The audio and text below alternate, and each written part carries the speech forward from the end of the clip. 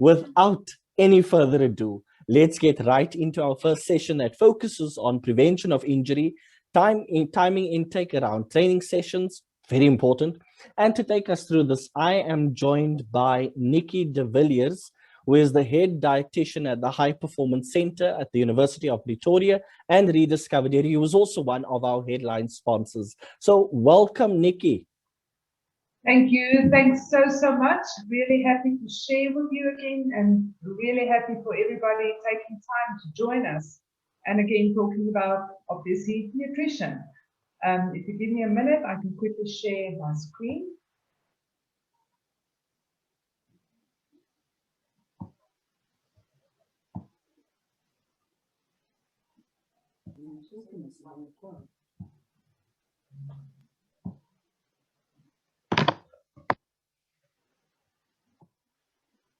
All right, and here we go. Buckle up.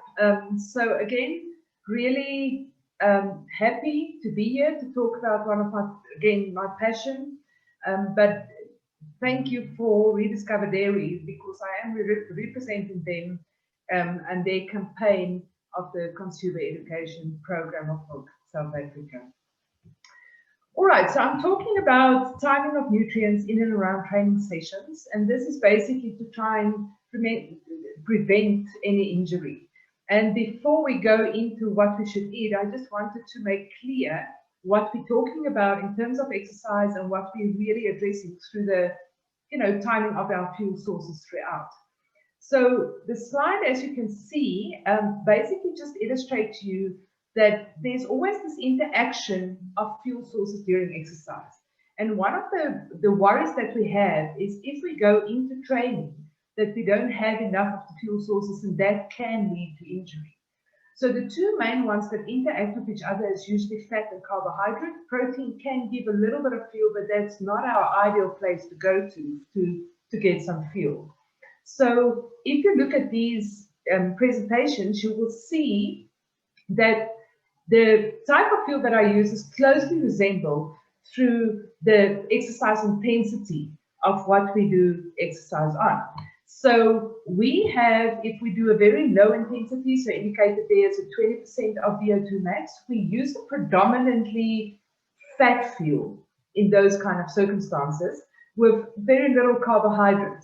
But as the intensity increases, you can see once we get to about 80% of VO2 max, you use predominantly carbohydrate as a fuel source and very little fat. So an 80-20 type of split. If you look at your right hands on the screen, it also indicates then if we do exercise from 0 to 30 minutes, so short bout of exercise, if it's very mild, you will see the yellow in that slide indicate that we use quite a bit of fatty acids, so mainly fueled by fat.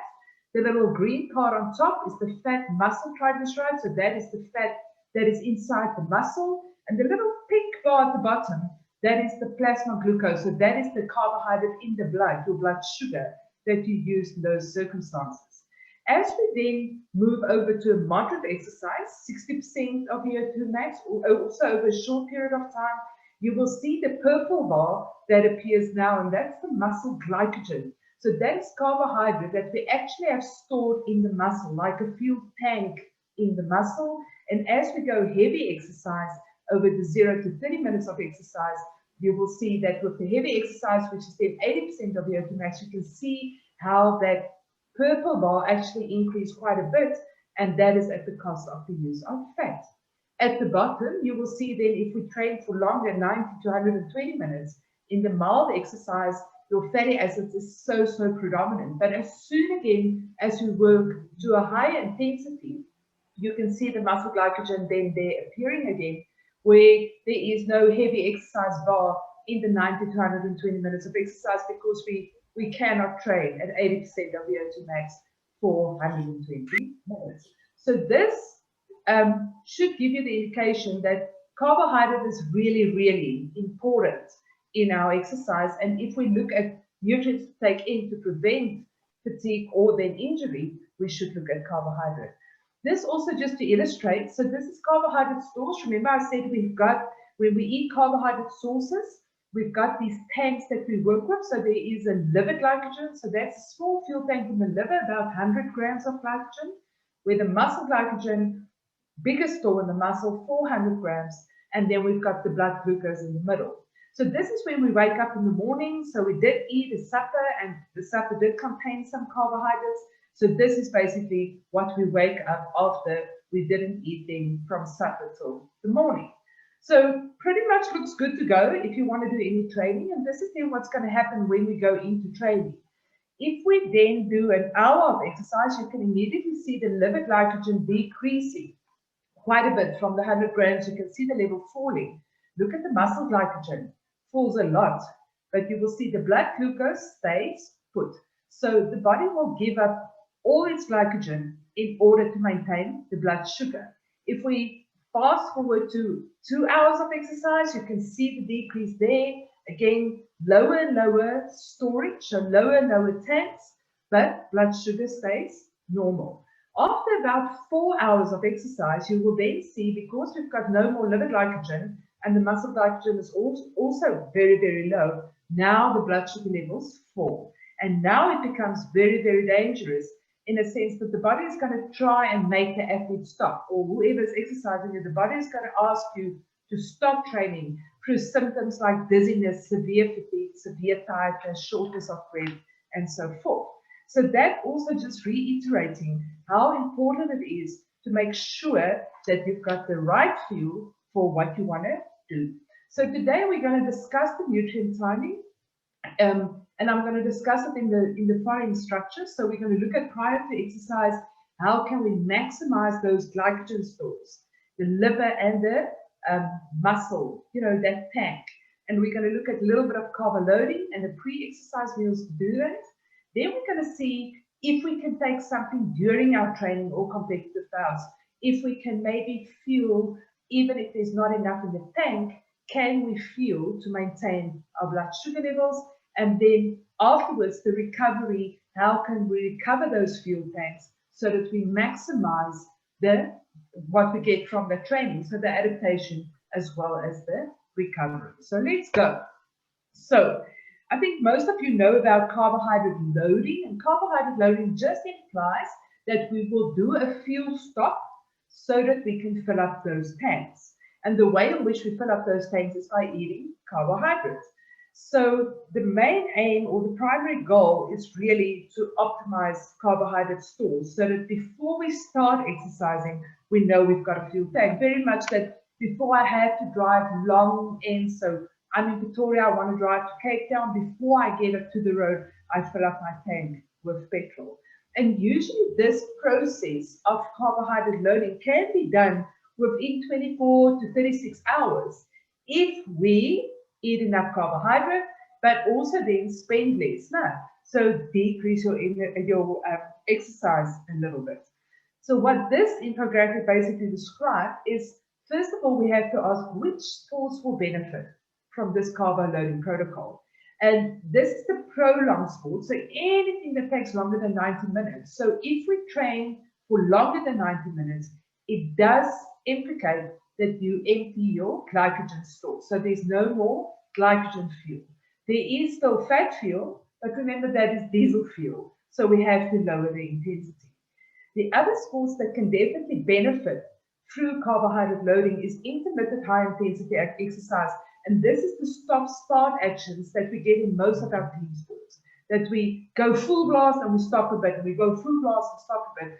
These kind of sports is very, very taxing on carbohydrate usage. And therefore, these sports will also then benefit from carbohydrate loading.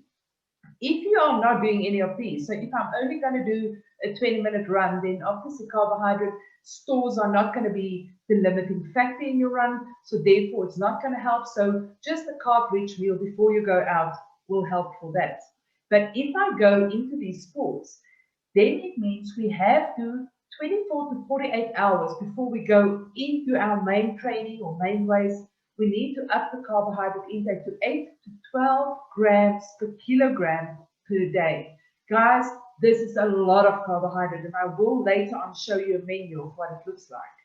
So 2 days prior to, we try to then up the carbohydrate. You will see that we then make instead of just the 3 meals, we will have 5 meals, and most of that meal will consist of carbohydrate. So it can be a starchy source. Remember, there's carbohydrate in fruit, there's carbohydrate in milk, there's carbohydrate in yogurt, and then in sugary stuff, sugary drinks, and so forth. And then we carry on for 2 days. And then as we get closer to the race, we start to use much more of these carbohydrate sources that's actually low in fiber, that in your mindset would be unhealthy or classified as unhealthy. But guys, just think about it. If I have to eat 4 slices of bread, it's much easier to get it in if I eat white bread than what I eat whole wheat bread as such. So then we decrease the fiber a little bit just so that we can get to the goal. And what do we want to achieve by doing this?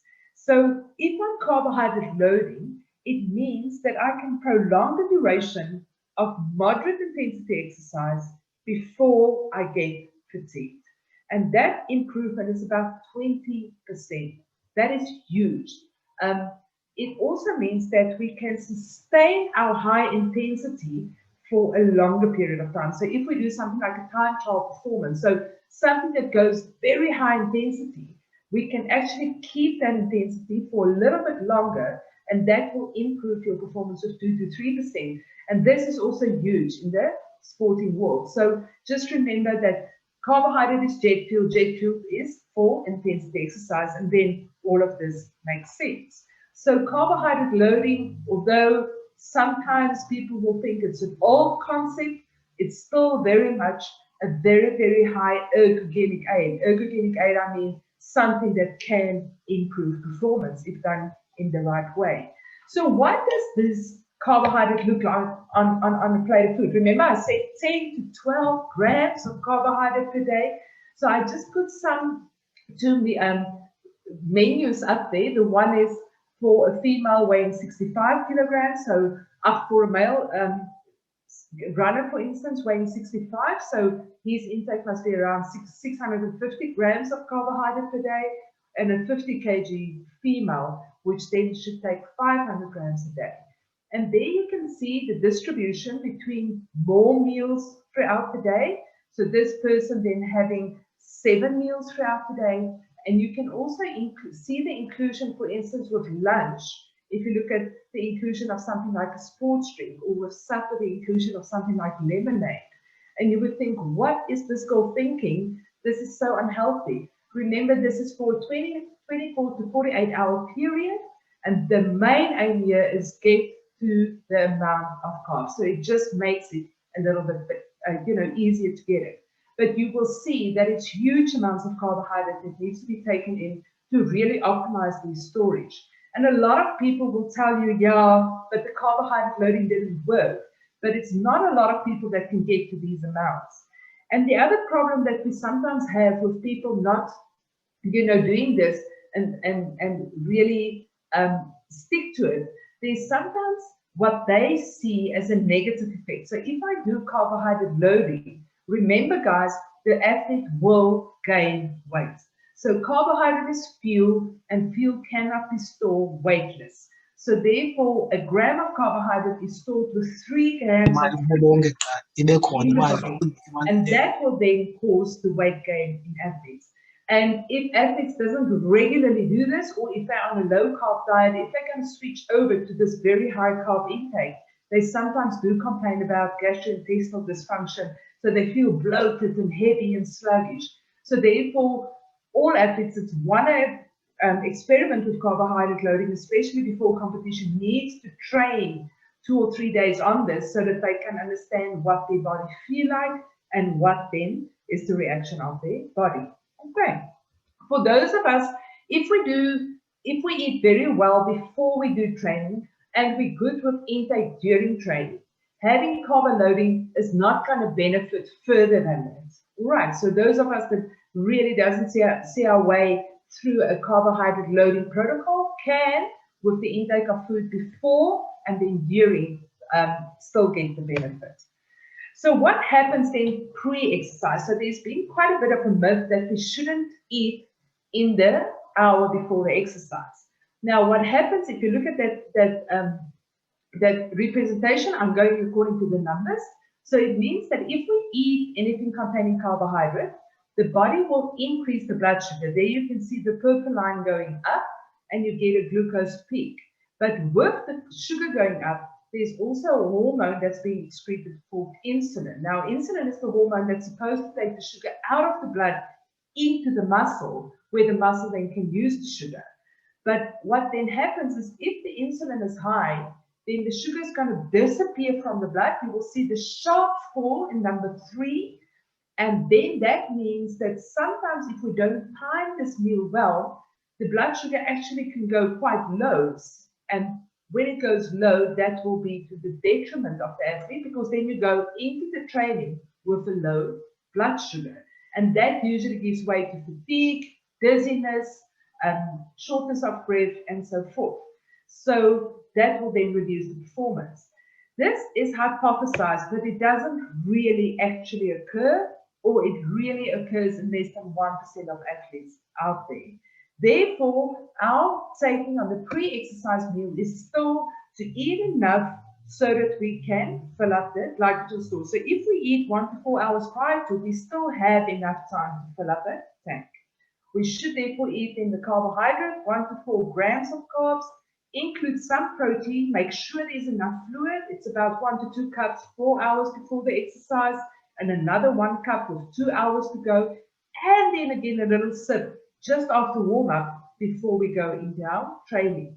It does help to include sodium-containing beverages. So this is salt-containing beverages like, all the sports drinks that we get. We try for this meal before we go into exercise to have a low fat and a low fiber content. And the reason for this is fiber and fat can sit in the stomach and cause people to feel uncomfortable. So we can either have a big meal 4 hours before, or a smaller meal 2 hours before. Depends on when I'm going to go into training. Is it in the morning? Is it in the afternoon? And also on the preferences of the athlete. Do they like having a solid meal before they go and train? Or like sprinters, for instance, they're not keen to go and sprint with a stomach full of food. We need to stick to familiar food, so we stick to what we know is working. And if everything is too uncomfortable, we can make use of a liquid meal replacement or a fruit smoothie or a milky drink as a pre-event meal, that we don't necessarily have to eat food to replace those storage. So if I give you pre-workout ideas, so 2 hours before the workout, something like omelette with fruit on the side, chicken salad with brown rice, sandwich with meat and veggies on the whole grain bread. So because I still got 2 hours before I'm going to compete, I can still have quite a bit of protein in this meal, and it can be still a little bit heavy, although it's already quite low in fat. 1 to 2 hours, now we don't have that much time to get stuff from the stomach to the blood. So we can have a milky smoothie, maybe with fruit in it, or whole grain cereal that we eat with milk, or otherwise oats that you top with banana, maybe a bit of honey, and yogurt or milk with that. Less than an hour before the workout, now we should eat things that really is digested quite quickly. So something like a normal cereal bowl with a low fat content, or just fruit, or even having some Greek yogurt with fruit in this pre-workout idea. Okay, so we try for athletes not to go into training without eating something, because then they don't have the fuel available. If we then go to intake during exercise, so we know during high intensity exercise, our body uses mainly carbohydrate as a fuel source, and we know we don't have that much available. So if we then take carbohydrate during the exercise, you can prevent the blood sugar from falling, like we saw in the first few slides, and we can also then help athletes to sustain that intensity over a longer period of time. So you have to consider those things. How long am I going to be out there for, and how hard am I going to be out there for? And if you then ask those questions, then there must be carbohydrate going with. So we usually do it in the endurance sport in the very short events, but intermittent, like most of our team sports. And it's so important, especially if people didn't eat before exercise. So we often have athletes going into training, especially if they do morning trainings. They go into their training set without eating something beforehand. And you can recover a little bit from your mess if you then start taking carbohydrate during your set. even if it's been a short period of time, but still take the carbohydrate. They've actually showed that even if you just rinse your mouth with carbohydrate, that will then increase performance, because there is a receptor that will talk to your brain to decrease the perception of fatigue. So what does carbohydrate ingestion during exercise actually do? So it does increase the oxidation of carbohydrate. We want that because that's your jet fuel, so you can maintain intensity. It does save a little bit of the glycogen store now, so that when we run out of, when we don't take enough orally, then you've still got a tank, like a spare tank you can work with. It does inhibit the fatty acid oxidation because it wants to use jet fuel now, and therefore it does increase our energetic efficiency. So really enhancing performance. It's also got an effect on the central nervous system because, as I said, the mouth talks to the brain and tells the brain there is carbohydrate coming, so that will decrease the perception of fatigue. So if you look at this figure that I have here, it will give you the amount of carbohydrate we should take. So at the bottom, you will see from 0 to 30 minutes, it doesn't really help us to take carbohydrate because it is just too short to get the carbs from the mouth into the blood. If we go from 30 minutes to about an hour, small amounts can help, especially if you rinse your mouth with it. But after that, you can't just promise, you have to give. So between 60 minutes and 2 hours, 1 to 2 hours, we will then give 30 grams per hour and then increase as the time increase that we're out there. Now, 30 grams, guys, is usually about 500 ml of a sports drink.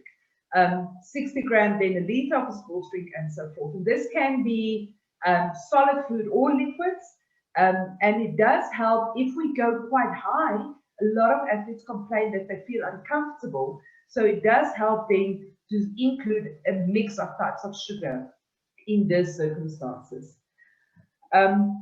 The source of carbohydrate is then usually stuff that's high GI, with other words, things that's immediately available. So it can be jelly sweets, it can be cereal bars, it can be gels, it can be sports drink. But with the 30 gram an hour, it will then equate to about 300 ml of Coke, or if you drink a sports drink, it's 400 ml.